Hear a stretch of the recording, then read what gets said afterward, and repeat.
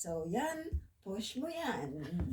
Ryan, take it away. Right, thank you, Ate Kini. Once again, magandang hapon, good afternoon everybody, and welcome back to Fiesta Wairarapa Pinoy Radio. Week 6 na po, out of the 52 weeks of the year. 6 na kaagad, Pebrero na po. So, ang segment ko po, gaya ng sinabi namin last time, we have new segments now that we are going to introduce. Yung sa akin po is Push Mo Yan or Spotlight of the Week. So, ano po yung Spotlight of the Week na napili ko for today is Bouncing Toward Wellness, the Wairarapa Filipino Society Sports League. Yun. Okay. So, good afternoon, Wairarapa. Today, in our spotlight, we are driving a community initiative that's all about active, having fun, and supporting one another. I'm talking about the Wairarapa Filipino Society Sports League.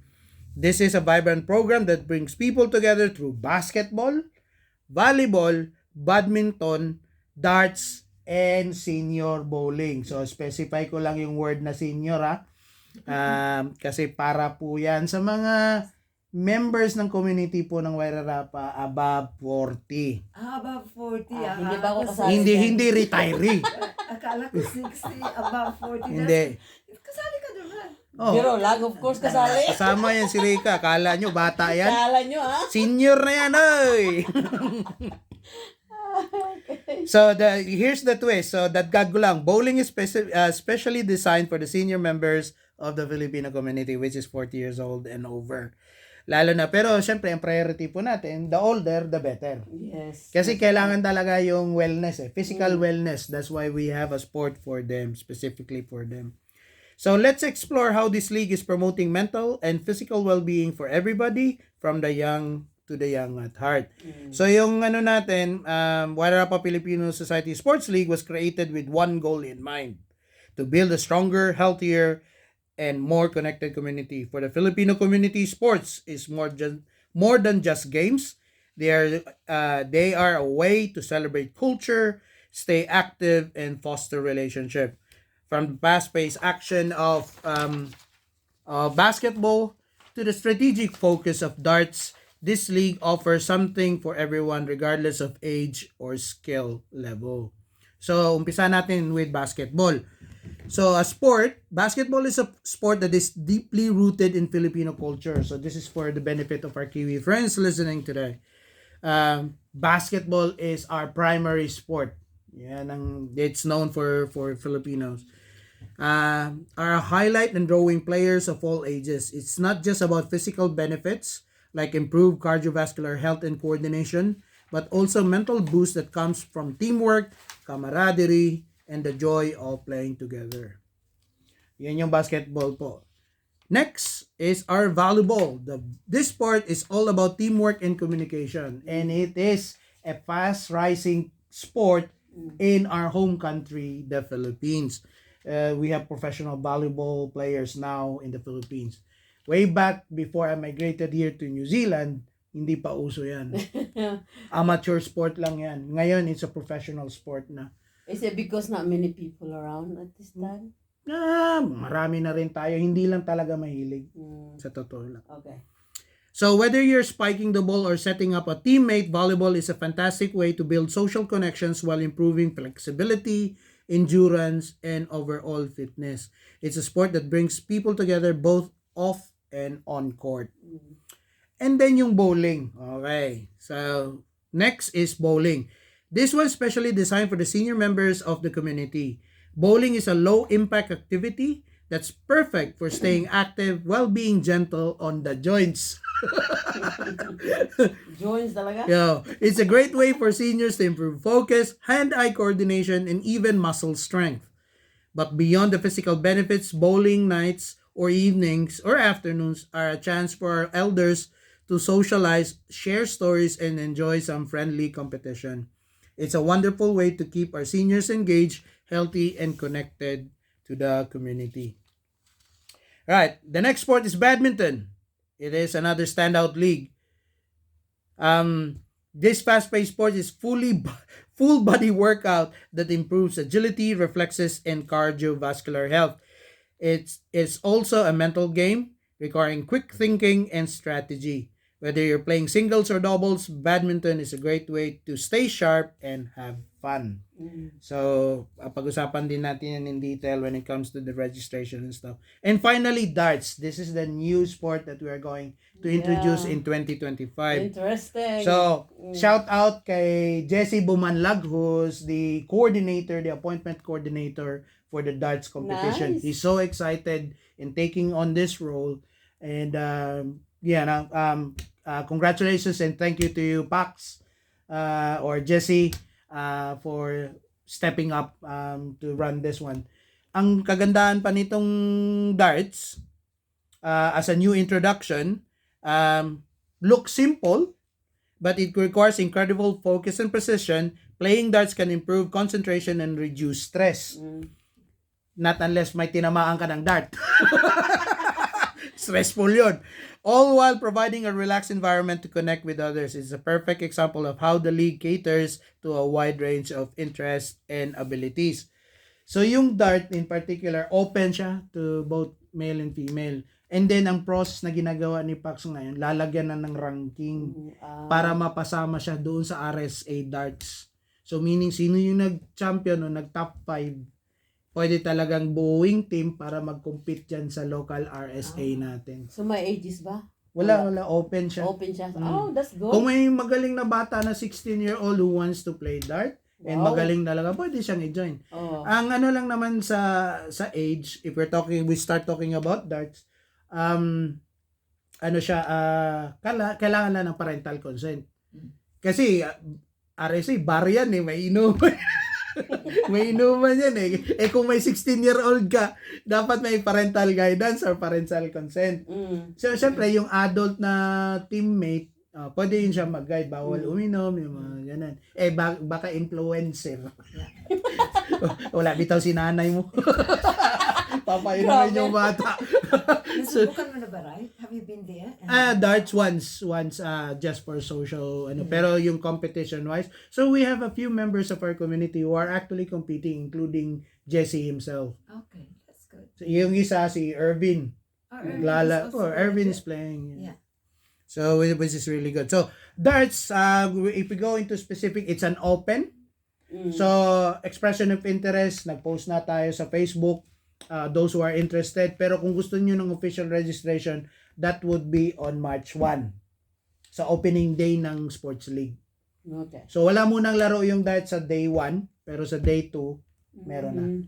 Kasi kailangan lang malaman kung ilan talaga yung maglalaro, interesado. Registration, may registration po, unfortunately, kasi bago siya na sport, so it's not really funded in a way.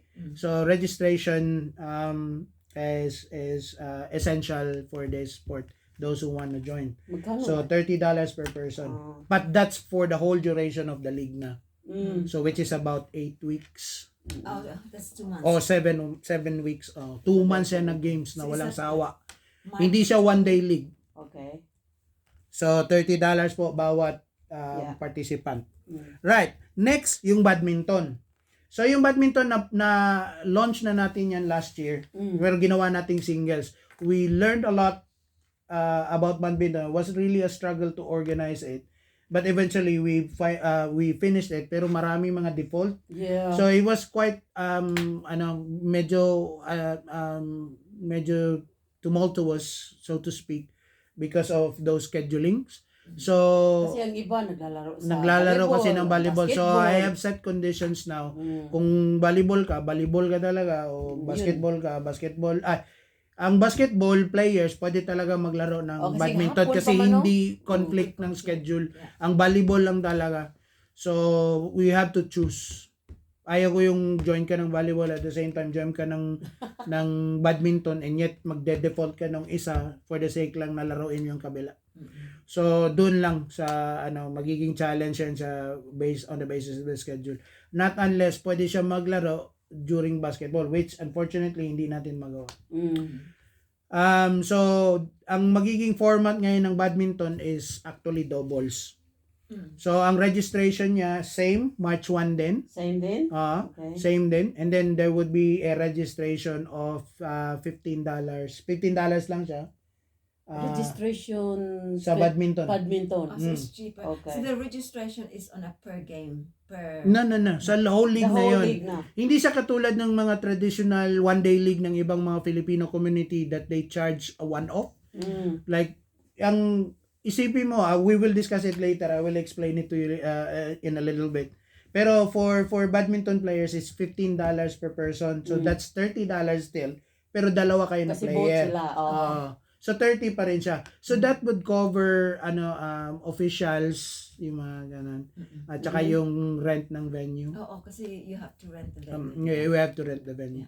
Pero simultaneous kasi siya, so kahit pa paano nakakatipid. Pero abono pa rin sa totoo lang. Yeah. So yan yung sa badminton.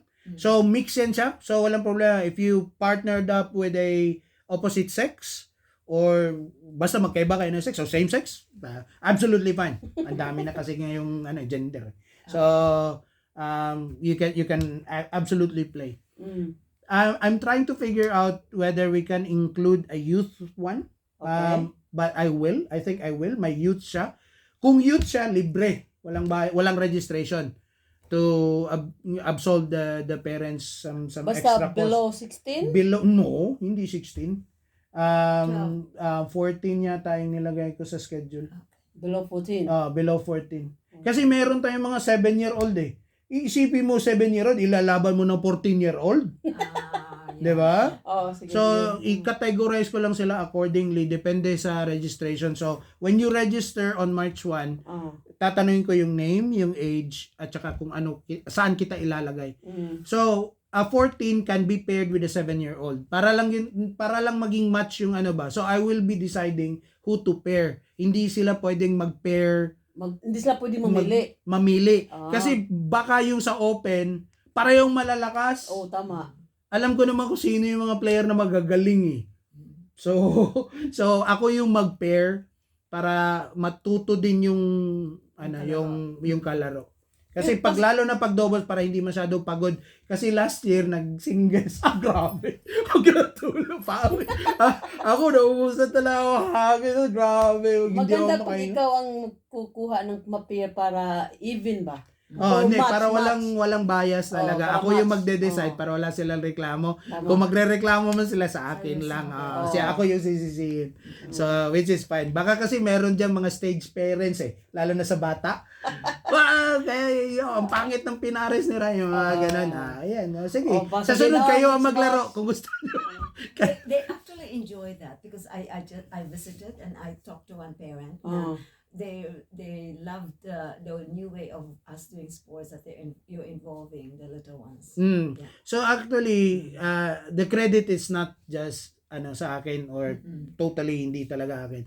When we started the youth, because ako alanganin ako mag-start the youth because of the numbers. Pero now that we have enough youth to actually run clinics and run sport, then talagang ko na. Nung kahapon binisita ko si Adash kasi may badminton schedule. May 2 Pilipinong anak nagte-training talaga sa badminton. Which is really good kasi sige, pa-join ko sila. Kaya as much as possible, basta bata, walang bayad. Yung adults lang ang pabayarin ko kasi to be fair lang din ba. Kasi gusto ko nga yung sa bata. And then yun yung badminton natin. So hopefully pag-register, ma-roster natin, umpisa na po 'yan. And then yung volleyball. Okay. Yung volleyball traditionally, all women 'yan. Ngayon, in-agree na may mix. Pero may mga bagong conditions din. May halo na sa lalaki, pero syempre, like any other sport, nagiging controversial pa nga because of the gender issue di ba? Yung male joining the female sport, parang ganun, ang hirap. Kasi, kumbaga stronger yung male eh.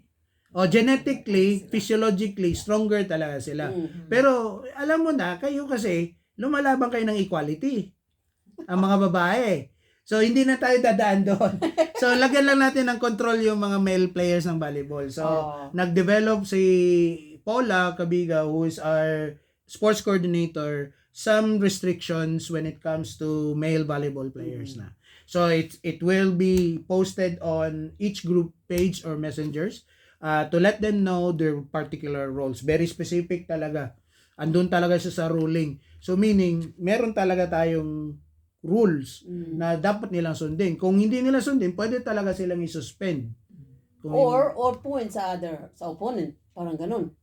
Ganun ba? automatic. So halimbawa, isa sa mga examples na gagamitin natin, hindi pwedeng mag-spike ang male player. Hindi talaga. So hindi talaga kasi hindi man, even though we have female players who are capable of receiving those spikes, pero to be fair lang talaga sa laro, kasi hindi lang naman siya competition pang health and well-being naman itong programa Malakas natin. talaga sila pumalo. Ay, hindi lang yan. So why are we mixing the boys, the male? Para lang may participation din Kasi lack of players. kulang din ng players na babae para makabuo ng sustainable na rotation. Okay. Kasi kung halimbawa bubuo ka ng liga tapos dadalawang team lang, pangit naman. At least may first, second, third. Kung apat nga, mas maganda. Oo nga Pero kung tatlo lang yung kaya, di tatlo, first, second, third. At least may first, second, third. Puno yung podium ba? Yeah, may prize lahat. Yeah. So merong may mga premyo din lahat. So kumbaga. Hindi pa ako pwede this time kasi due to health. Siya hindi siya makalaro kasi may shoulder issue siya So, Kaya ayan, sigurado ko coach yan. Pa-coach. Coach yan si Rica, sigurado. Pwede ako mag-refer Pwede siya mag-rep. O pwede mag-scorer. Walang problema. I was So, still basta ready. hindi, part ka naman ng sports committee kasi, so obligado ka talaga. Kasi may naglalaro, di ba? Pero I don't think she's playing this year. Kasi nga, sa schooling nga. So, may mga certain priorities talaga. Ayun na nga. Yun ang hirap talaga. Sa mga Pag may mga priorities ka, ang akin naman, like, I've been emphasizing is so many times over the course of the years of having those programs, na pag may work ka or may study ka, priority yun. Exactly. Yung sports, secondary na yan. Dapat maintindihan ng iba Kasi minsan magre-reklamo yung mga kasama, ba't wala dito si ganito, ganyan. Nag-aaral o may trabaho So, hindi mo talaga masisisi din. Hindi, nag-commit kasi sila sa sport, yung gano'n na statements. Sasabihin ko na lang, well, dapat kasi inintindi nyo na minsan, ang mga tao may trabaho din yan ng Sabado. Hindi naman lahat Monday to Friday Pero, hindi, dapat nag-day off sila. Alam naman nila yung schedule. Ang daming dahilan, dahil lang natalo. Yeah. Pero kung yung hindi pa naglalaban, nagpaalam na yung isa na hindi makakapunta, yun. Nakabuo, yun. Pero pag natalo, saka lang magreklamo. Pambira. So, at the end of the day, yun lang yung emphasis. Okay. So, yun yung volleyball. Mix po tayo. So, may registration po yan, which is standard again, $150 per team.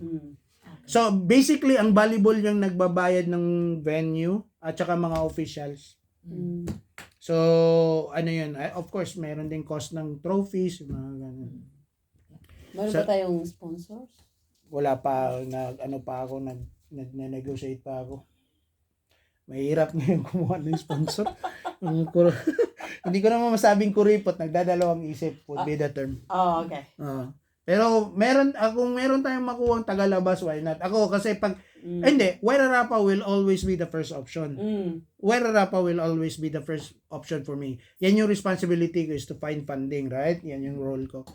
Pero ngayon, pag wala akong makuha private sponsor locally, then I will go outside na sa region. Yun na.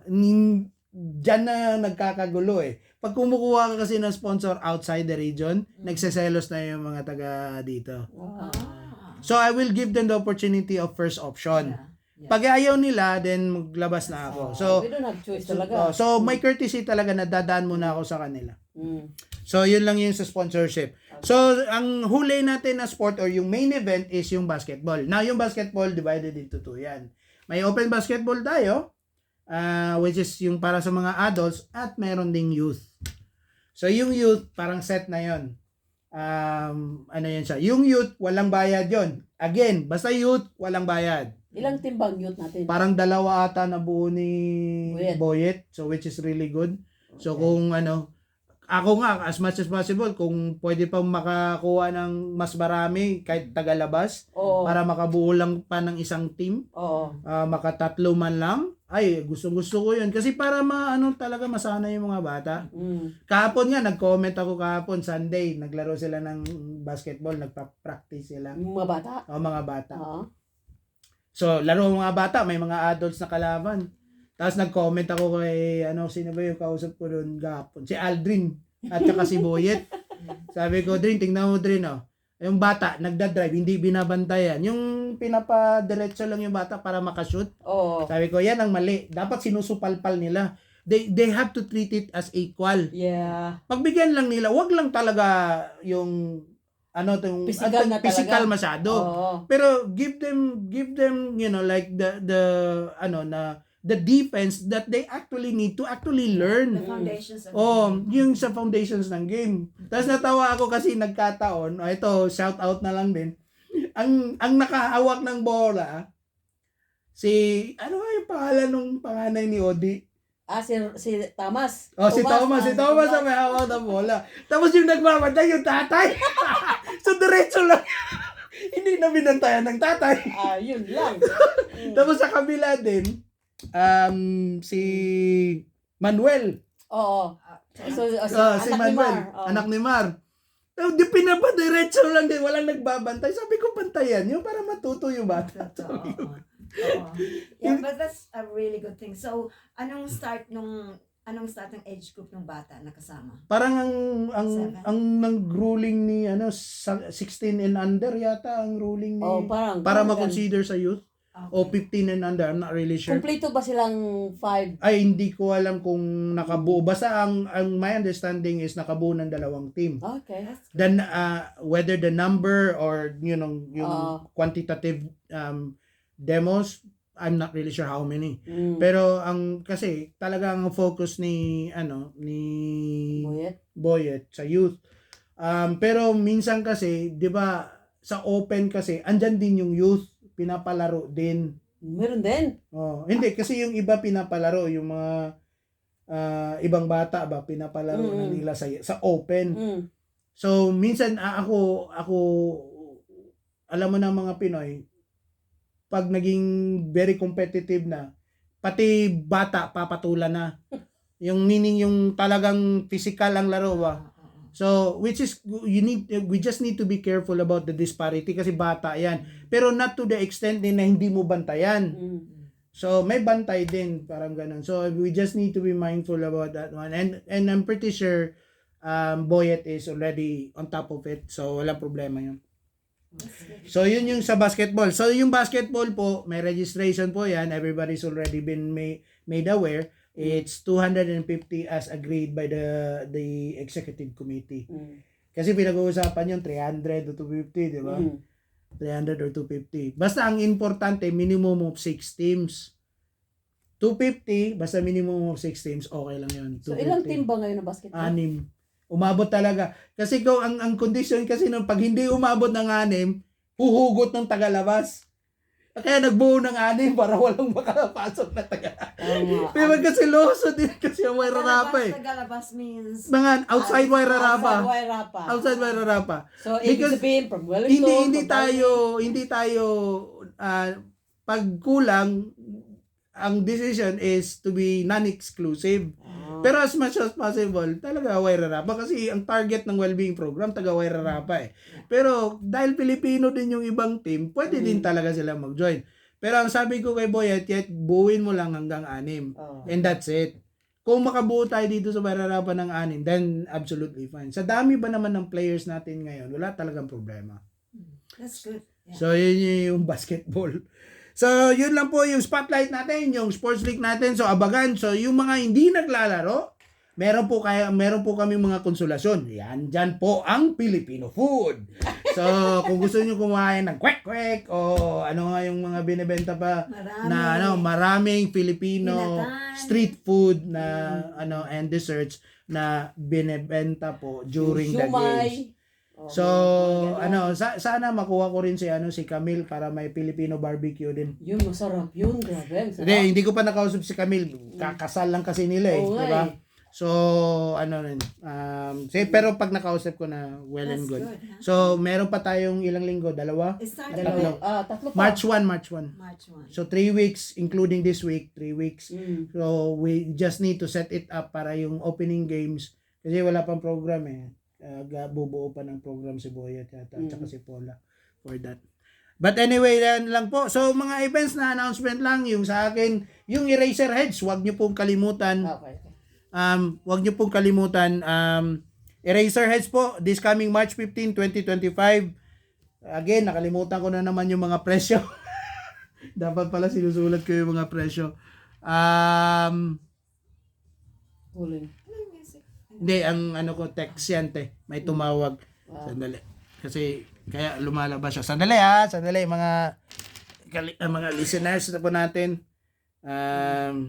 Hindi akin yan, personal ko.